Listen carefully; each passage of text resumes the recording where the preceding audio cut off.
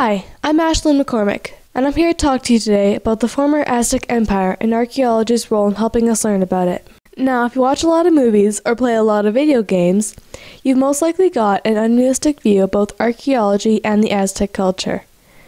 This is because of Indiana Jones and Tomb Raider series of movies and video games. In the movies there are motorcycle chases,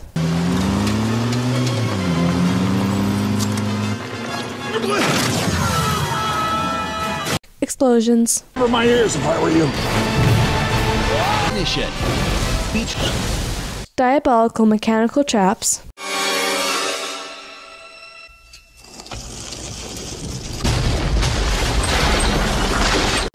gunfights,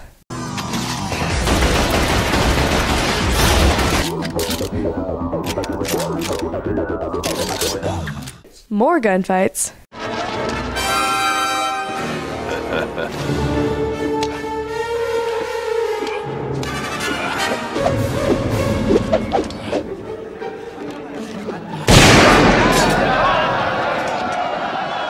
Nazis,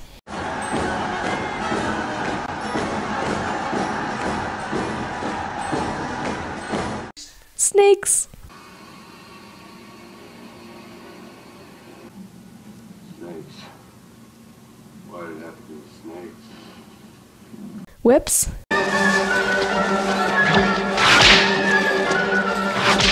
and really crazy special effects.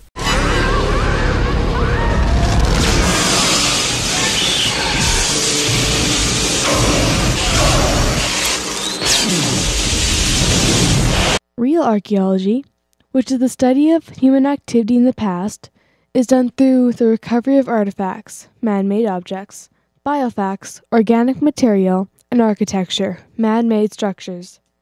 Archaeology is done under very careful and controlled circumstances. People doing it are careful to get permission where they dig, and there's all kinds of paperwork that has to be filled out with the governments of the country where the work is done. Artifacts are man-made objects recovered during an archaeology survey. They can be tools, pottery, cooking vessels, clothing, armor, weapons, jewelry, statues, books, scrolls, tablets, and so on and so forth. These items gave an idea of how advanced a culture was or could be. For example, did they have a written language, or could they work metal? Biofacts are organic items. We usually think of these as dead bodies of humans, and we are right. Archaeologists also recover the remains of animals, plants, and crops. Archaeologists are always on the lookout for architectural remains as well. How a building's made, where it's built from, and the building techniques can tell you a lot about how advanced these people were. Many also tell you about the social conditions of the society, as many projects would have only made sense when using slave labor. For example, pyramids. Once you find something, how do you tell how old it is? If it's a biofact, the answer to that is carbon dating. A device called a mass spectrometer is used to measure the properties of radiocarbon, a radioactive isotope of a carbon. You can tell the age of once living items very accurately by measuring how many radiocarbons have died over time. Archaeologists have some fairly common tools they use, and I have to say bullwhips and autoloaders for semi-automatic weapons probably weren't on the list.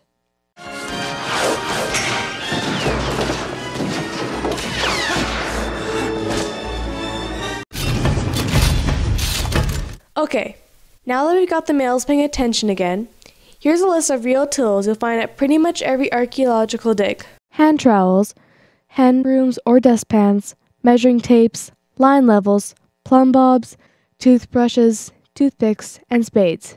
And yes, there is something called a plumb bob. The most important concerns at a dig site are not to damage any artifacts or biofacts through careless evacuation. The locations of all objects on a dig site are carefully catalogued as to location and depth, because you can often tell from depth alone how old something is. The dirt that is recovered from each area is run through screens carefully to find any small items that were easily missed. Near my old home where I used to live, we had the Bodo Archaeology dig at Bodo, Alberta. This is an archaeology site that examines the history of our area's own ingenious people, the Cree and Blackfoot. There was a lot of excitement the summer I visited, because some archaeology students had found both Cree and Blackfoot pottery in the same cooking waste dump site. That meant that the two tribes, who fought each other a lot, actually shared meals and camped together, something no one thought they would have done up until this point. Finding these broken cooking dishes changed our understanding of local history here in East Central Alberta. Archaeology has helped us discover many important things about the Aztecs. They were a relatively advanced ingenious culture for their day, since they were able to build large structures and complex cities. They also had advanced agriculture using irrigation. Finally, the Aztecs had both written languages and mathematical systems. Their math base was 20 instead of our base 10. They even developed complicated calendars. We know through recovered artifacts that the Aztecs were very skilled with working pottery, stone, and that they crafted useful tools out of obsidian. They weren't able to work iron or bronze, but they were experimenting with copper when the conquestors showed up. The architecture of their buildings show that they are awesome at engineering and had access to lots of cheap labor, slaves, to build temples and pyramids. You can also tell how far their empire had spread by the number of places you could find Aztec architecture, tools, and writing. We also can get an idea of their understanding of math and science by studying the calendars that were found by archaeologists. Their culture and economy were recorded by the pictographic language, so we know about how their religion worked, and how the hierarchy in the society worked. The recovered artifacts, tools and weapons, biofacts, bodies, and other items that archaeologists recovered are compared to this written record. When some of the conquestors arrived, they started taking wives from the local population. Okay, well, some of them just got to know the locals very well. It's a boy thing. Anyway, this resulted in a lot of babies being born that were part Aztec and part Spanish. Over time, those bloodlines got a lot more mixed up. By going back to the biological remains recovered by archaeologists and mapping the DNA recovered from Aztec teeth and bones, we can see how much the local genetics have drifted from what the Aztecs were like before being conquered by the Spanish. The one thing archaeologists didn't find when exploring the Aztec ruins? Super complicated mechanical traps. Sorry peeps, those are just in the movies. Archaeology is a big deal. It can tell you where you've been, which is important because if you don't know where you started, you definitely won't know where you're going. It definitely helped us learn a lot about the Aztecs and what they were like.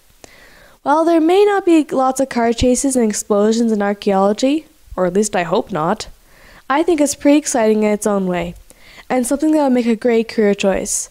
Now, if only I could find a good price on a bullwhip.